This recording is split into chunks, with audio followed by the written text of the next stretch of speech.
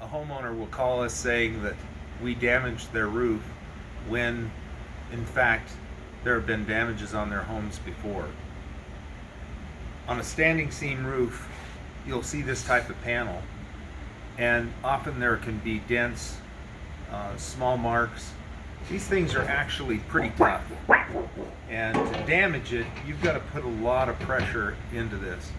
I've set up some tools here that people commonly use to remove ice, either the homeowner or a handyman that's hired, or even some professional companies. But we never use these type of tools. Hose, garden shovels, hammers, any kind of pry bar, chisels, screwdrivers. We just don't use them. Simply put, they'll damage the roof. To give you an example, common is a claw hammer. People will hit, and if you'll zoom in here close for me, you'll see this is smooth, this is all scratched up, it's just a sample piece, but there's no real dents.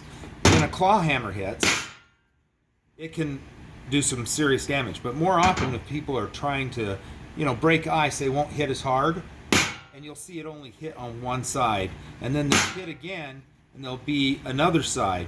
If they do squarely hit, it can lay in both of those dents. Claw hammer is very common. We see that kind of dent. This is a little bigger tooth mark here, and so a lot of people will have a pry bar like this that has the ability to hit, and it'll look like that if it's hit sideways, and when you hit again, you'll get two. Go ahead and zoom in on that a little closer if you would. So you can see that these dents, if I tilt them a bit, are the kind of dents that people get from hard hits. People can also use a chisel. Whoops, wrong end. It's a bit thinner. Screwdriver. When they're knocking it off, but quite a bit thinner across the width. These teeth of the claw hammer and of the pry bar are wider apart. People ask us, well, if you're using a metal shovel, can't that damage it? And absolutely, if it were metal, that would be a problem. For us, we use a poly shovel. All of our shovels are flexible, and they don't have a hard ridge to them.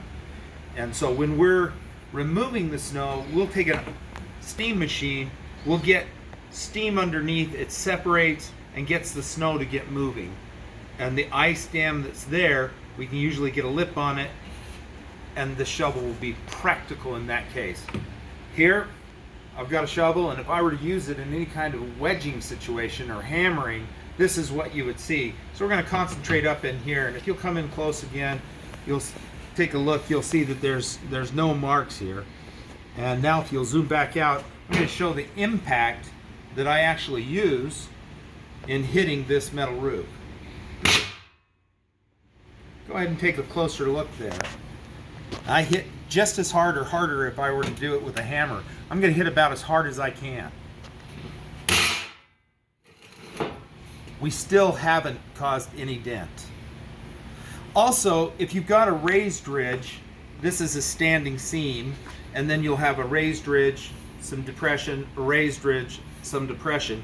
If we were to go across that, then the first place that you're going to see damage is going to be on the raised ridge. Whether you're using a tool like this, or if you're using a shovel that's metal, then you could go across, but you would normally see it in the raised ridge portions first, or across where the metal seam is at.